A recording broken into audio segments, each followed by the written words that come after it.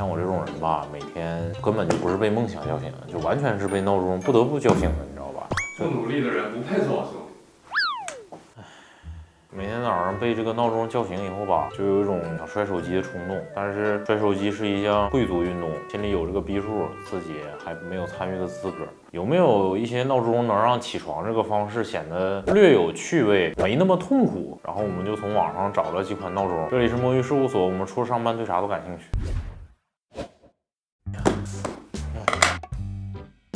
菜刀丢了之后只能用剪刀，整个开箱过程泯然众人矣，真的。这商家塞的也太满满登登了。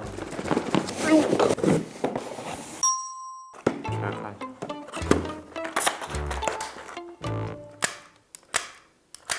我操！嘿嘿嘿，这是一款就是说早上闹钟响了以后，你得冲着它打枪才能安静下来的闹钟，感觉很真实。先把电池安上试一下。调时间。这个声音也太充满科技感了吧！哎呀，时间设置好了以后，我们试一下这个射击。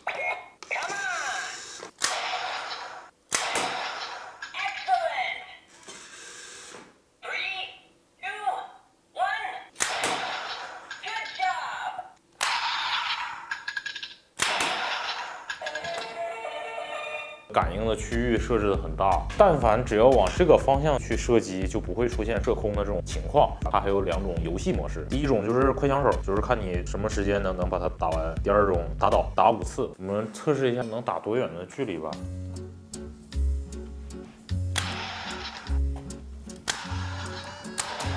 我操，这么远也行！我这么远也可以。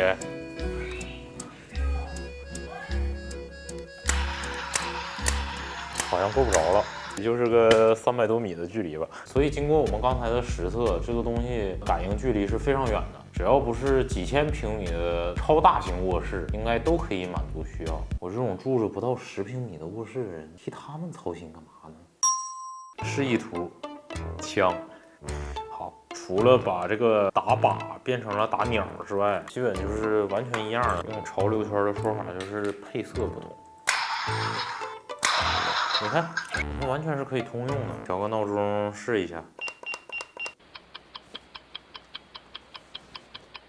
哎，时间到了，鸟怎么没出来呀？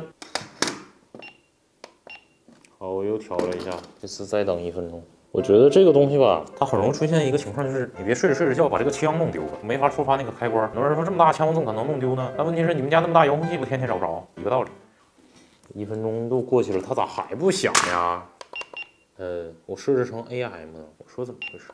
哪有人不犯错呀，朋友们？这回我们再等1分钟。哎呀，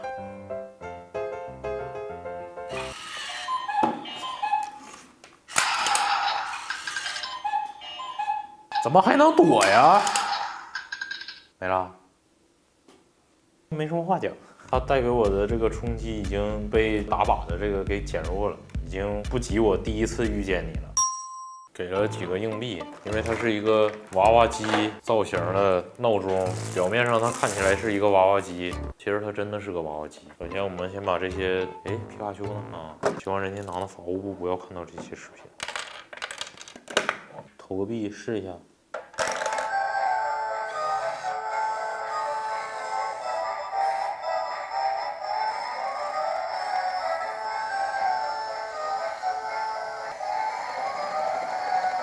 松手呀！我这个爪子是挺紧的，到了洞口它都不松开吗？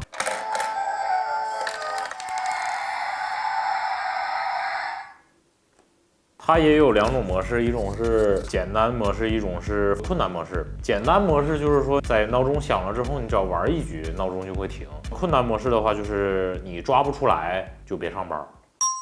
看一下这个闹钟，这个闹钟有2个轱辘，这个闹钟就是早上响了以后就开始跑，然后你就得去追，就早上起来拥抱太阳，强制你要有满满的正能量。安装电池，设置时间，注意，闹钟会一直朝前跑，请放在床头柜朝外的角落里。床头柜朝外的角落里，闹钟能从3英尺高的床头柜掉下来，所以不要放得太高。柜子最好不要超过3英尺。Run， 跑呀，阿甘！哎，他怎么不跑呀？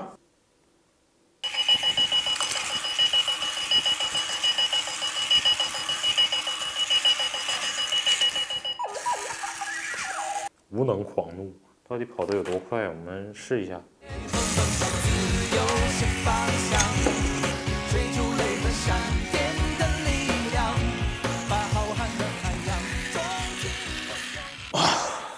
啊，我累了，我想不出来为啥一个跑步的闹钟还要设计一个追闹钟的模式。唉。